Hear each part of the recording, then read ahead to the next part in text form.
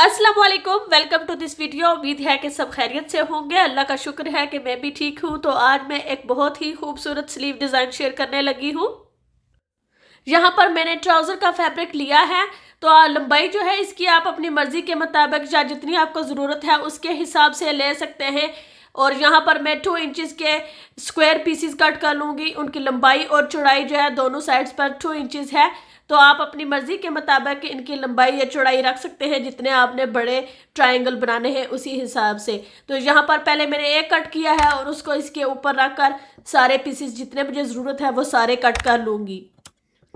ये वाला डिज़ाइन काफ़ी इन है आजकल, तो ये बहुत ही खूबसूरत और एलिगेंट लगता है। और आप इसको दामन पर भी और जो गला है वहाँ पर और स्लीव्स पर और ट्राउज़र पर भी बना सकते हैं। बहुत ही खूबसूरत दिखता है और बनाने में भी बिल्कुल मुश्किल नहीं है, बहुत आसान है इसको बनाना। स्लीव्स की ऑलरेडी मैंने कटिंग की हुई है। यहाँ पर थोड़ा सा फैब्रिक कम पड़ रहा था तो यहाँ पर मैंने थोड़े से 2 पीसेस ऐड कर लिए हैं। आप चाहें तो एक साइड पर ऐड कर सकते हैं, लेकिन मैंने दोनों साइड्स पर ऐड किए हैं ताकि जब सिलाई लगाऊं तो वो सिलाई के बीच आ जाएंगे तो फिर इतने नज़र नहीं आएंगे।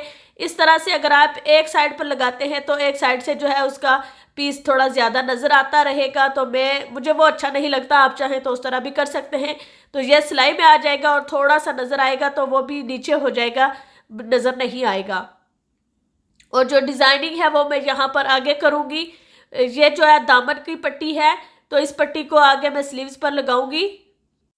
और यहाँ पर ये आपको जो वाइट पट्टी नज़र आ रही है इसको कट करके अलग कर लूँगी, क्योंकि इसका कलर थोड़ा सा डिफरेंट है। जो पीछे डिज़ाइनिंग है उससे पूरा वाइट नहीं है, थोड़ा सा एक क्रीम सा कलर है। तो वो मैं बीच में से निकाल दूँगी और इस पट्टी को ऐड कर लूँगी।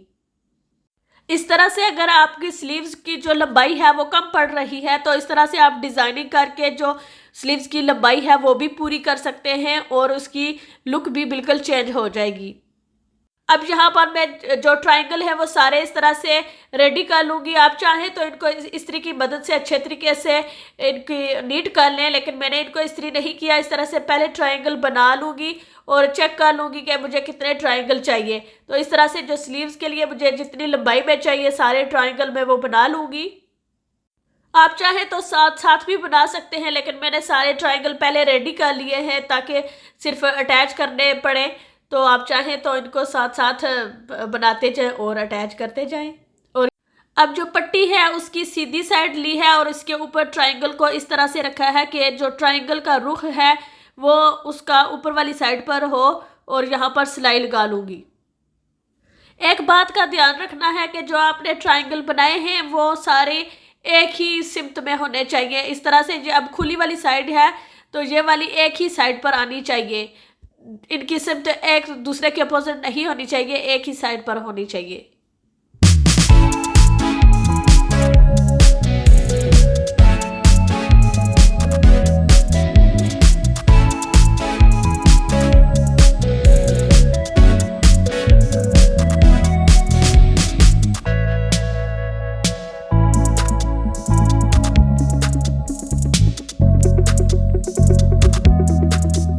अब यहाँ पर ट्रायंगल जो है वो मैंने लगा लिए हैं पट्टी पर और इसको अंदर वाली साइड जो रॉन्ग साइड है उस साइड पर इस तरह से सीधा कर लेना है और यहाँ पर एक सिलाई लगा लेनी है।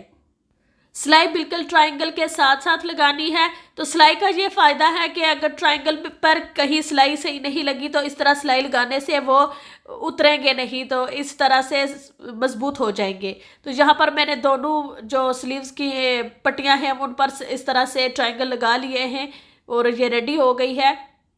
आप चाहें तो ये पट्टी आप यहाँ पर अटैच कर सकते हैं और ये डिज़ाइन रेडी हो जाएगा, लेकिन मैं इसको थोड़ा सा और नीट करना चाहती हूँ तो इसमें मैं एक और पट्टी ऐड करूँगी ताकि ये बिल्कुल नीट लगे और कोई सिलाई नज़र ना आए, क्योंकि अब पहने हुए भी नज़र आता है अंदर से कि अंदर की कैसी सिलाई है। जितना नीट होगा उतना अच्छा और ख़ूबसूरत लगेगा।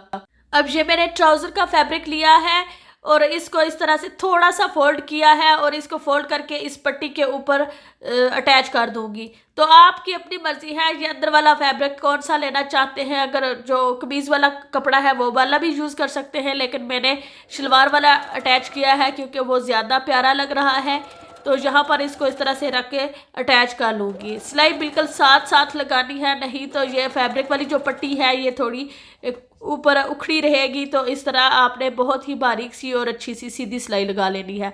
अब यहाँ पर मैंने इसको अटैच कर लिया है और इस्त्री की मदद से अच्छे तरीके से इसको बिठा लिया है और देखें कि ये कितना खूबसूरत लग रहा है। अब इस पट्टी को इस जो फैब्रिक है इसके साथ अटैच कर लेंगे। जो ऊपर वाइट वाला फैब्रिक है उसको पीछे की तरफ हटा देना है और जो नीचे वाली पिंक वाली पट्टी है इसको इस तरह से इसके ऊपर रखकर सिलाई लगा देनी है। अब यहाँ देखें कि मैंने सिलाई लगा दी है और इसको अटैच कर लिया है। और ये जो ऊपर एक्स्ट्रा फैब्रिक नज़र आ रहा है इसको कट नहीं करना, इसको अंदर वाली साइड पर फोल्ड कर देना है। और इसके बाद जो ऊपर ये वाइट वाला फैब्रिक है इसको ऐसे लेयर करना है और जो वाइट वाला फैब्रिक है उसको भी अंदर वाली साइड पर फोल्ड करके यहाँ पर सिलाई लगा देनी है। अब सिलाई लगाते हुए आपने इस फैब्रिक को बिल्कुल भी नहीं खींचना, ना नीचे से और ना ऊपर से, बिल्कुल आराम से इसकी सिलाई लगा देनी है। हल्के हाथों से इसको पकड़ना है, खींचना बिल्कुल नहीं है। और अब यहाँ पर मैंने सिलाई लगाकर कंप्लीट कर ली है और देखें कि ये कितना खूबसूरत नज़र आ रहा है, बिल्कुल नीट लग रहा है। और यहाँ पर आप अपनी मर्ज़ी के मुताबिक इसको आगे से कितना खुला रखना चाहते हैं उस हिसाब से रख सकते हैं। कमीज़ की कटिंग और स्टिचिंग की वीडियो इंशाल्लाह बहुत जल्द शेयर करूँगी, तो अगर आपने वो देखनी है तो सब्सक्राइब करना मत भूलिएगा। अगर लाइक नहीं किया तो वीडियो को लाइक कर दें। तो मैं इंशाल्लाह मिलूँगी अगली वीडियो में, तब तक अपना बहुत सारा ख्याल रखिएगा, दुआओं में याद रखिएगा। अल्लाह हाफिज़।